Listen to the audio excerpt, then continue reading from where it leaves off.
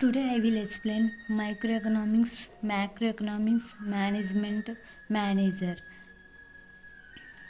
The study of an microeconomics, the study of an individual consumer or a firm is called a microeconomics. మనం study చేయడానికి మైక్రోఎకనామిక్స్ని study చేయడానికి individual consumer or firm దాన్ని ఏమంటామంటే microeconomics and also called theory of firm.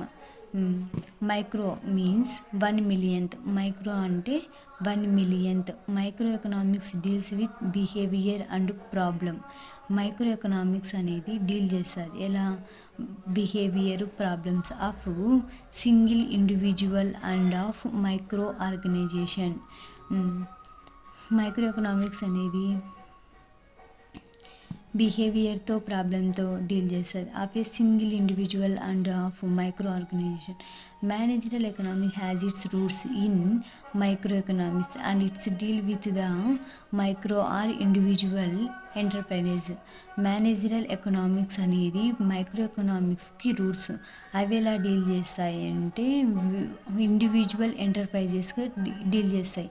It is concerned with the application of the concept. It is concern ఎలా concern చేస్తా అంటే with the micro economics యొక్క అప్లికేషన్స్ ఏంటివంటే price theory, law of demand and theories of market structure and so on. Micro economics అంటే 3 స్టెప్స్లలో గుర్తుపెట్టుకోవచ్చు. ఒకటి definition, తర్వాత అది ఎలా బిహేవ్ చేస్తుంది, అది ఎలా డీల్ చేస్తుంది, తర్వాత అప్లికేషన్స్. ఈ 3 పాయింట్స్ ఇలా 3 స్టెప్స్గా దీన్ని గుర్తుపెట్టుకోవచ్చు ఈజీగా. macroeconomics to study aggregate or total level of economic activity in a country is called macroeconomics. మనము స్టడీ చేయడానికి aggregate total level of economic activity in a country, మన కంట్రీలో జరిగే ఎటువంటి చిన్న పెద్ద వ్యాపారాన్ని కలిపి మ్యాక్రో ఎకనామిక్స్ అంటారు. It studies to flow of economic resources or factors of production. It studies the flow of economic resources. It studies the flow of economic resources. మనము ఎకనామిక్ని ఎలా రీసెర్చ్ చేయాలి ఆర్ ఫ్యాక్టర్ ఆఫ్ ప్రొడక్షన్ని ఎలా చేయాలనేది చెప్తుంది. From the resources owner to business ఫిర్మ్స్.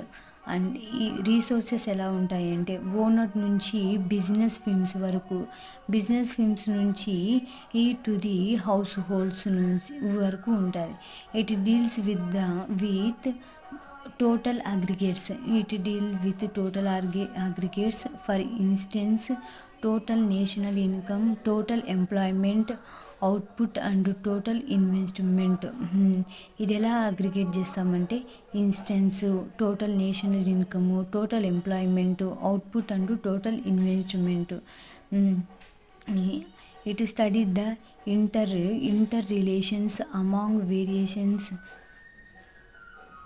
It deals with price level in general instead of studying the price of individual components.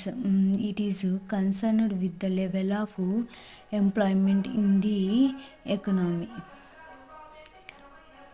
It discuss aggregates. ఇది ఎలా discuss చేస్తుందంటే consumption, aggregate, investment, price level and national income. The important tools of microeconomics include national income analysis, balance payments, theory of employment. మనం ఇలా ఇటు macro economics మనం ఎలా discuss చేస్తామంటే aggregate consumption, aggregate investment, price level, income, national income. Macro economy యొక్క important tools ఏంటంటే ఇది main important point. Include national income analysis, balance of payment, theory of employment and so on. Through a micro economics provide the management.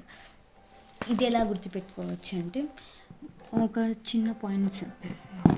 Macro economics అంటే definition, దాన్ని ఎందుకు study చేస్తాం, అది ఎలా deal చేస్తుంది, అది ఎలా డీల్ చేస్తుంది, ఎలా డిస్కస్ చేస్తాము. తర్వాత ఇంపార్టెంట్ టూల్స్ అని గుర్తుపెట్టుకుంటే చాలా. అవి ఒక 4 పాయింట్స్ మాత్రమే. మేనేజ్మెంట్ అంటే is the science and art. Management అనే దాన్ని science and art. Things things done through people in formally organised groups. ఒకవేళ ఒక పర్సన్ థింక్ చేసి దాన్ని డన్ చేయగలిగితే in formally organised groups it is necessary. అది ఒక చాలా అవసరం. దట్ ఎవ్రీ ఆర్గనైజేషన్, ఎవ్రీ మేనేజ్మెంట్కి చాలా అవసరమైందంటే organisation is well managed to enable in to achieve its desired goals. ప్రతి మేనేజ్మెంటర్కి చాలా ముఖ్యమైనది ఆర్గనైజేషన్. అది ఎలా ఉండాలి, మంచిగా ఉండాలి, వెల్ మేనేజ్మెంట్గా ఉండాలి. అది ఎందుకు యూజ్ అవుతుందంటే మన గోల్స్ని రీచ్ అవ్వడానికి యూజ్ అవుతుంది. Management includes a number of functions. Management అనేది నెంబర్ ఆఫ్ ఫంక్షన్స్ ఉంటాయి. Planning, organising, staffing, directing and controlling. దీన్ని ఎలా గుర్తుపెట్టుకుంటే ప్లానింగ్ చేసిన తర్వాత దాన్ని ఆర్గనైజ్ చేయాలి, తర్వాత దాన్ని డైరెక్ట్ చేస్తాం, తర్వాత దానికి కొంతమంది స్టాఫ్ అవసరం. ఆ స్టాఫ్ని ఏం చేయాలి, కంట్రోల్ చేయగలగాలి. ఇలా ఒక ఫార్మాలిటీలో గుర్తుపెట్టుకోవడం వల్ల చాలా బాగా గుర్తుకుంటుంది.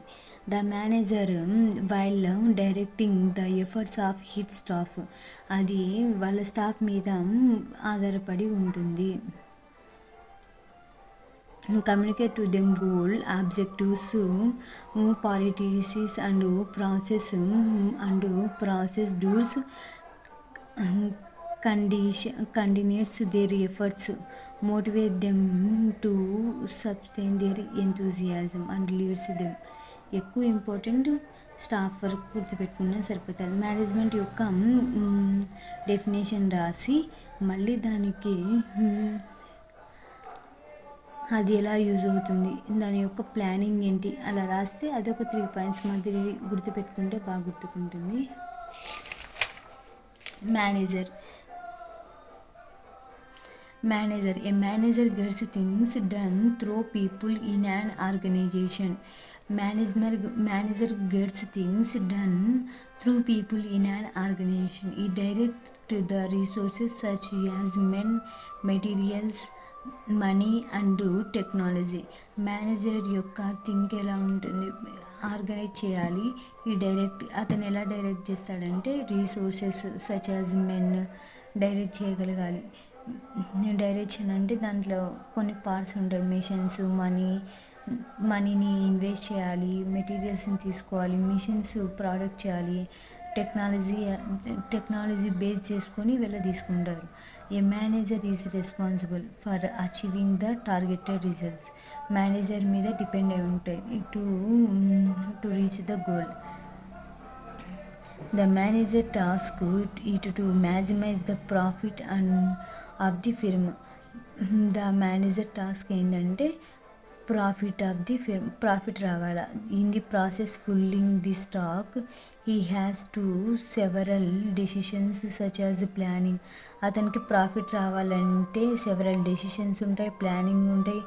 ఈ ప్రొడక్షన్ దానికి ఫిక్సింగ్, సెల్లింగ్, ప్రైస్ ఉండాలి, adding particular product or dropping it from the product line and the line. అది ఒక మేనేజర్ అనేది దాన్ని డైరెక్ట్ చేయాలంటే అతనికి టెక్నాలజీ మీద, మనీ ఎలా ఇన్వెస్ట్ చేయాలి, మెటీరియల్స్ మీద ఒక పట్టు ఉండాలి. మేనేజర్ యొక్క రెస్పాన్సిబుల్ ఏంది, to achieve targeted result. Manager యొక్క టాస్క్ ఏంటి, to maximise the price of the firm. అతను ప్రైజ్ని ఎక్కువ ప్రాఫిట్ రావాలి. ఆ ప్రాఫిట్ రావాలంటే ఏం చేయాలి, అతను అది టాస్క్ని ఏం చేయాలో ఫుల్గా అయిపోవాలి. అది ఎవరి మీద డిపెండ్ ఉంటుంది, task. He has to task several decisions such as planning, production, fixing.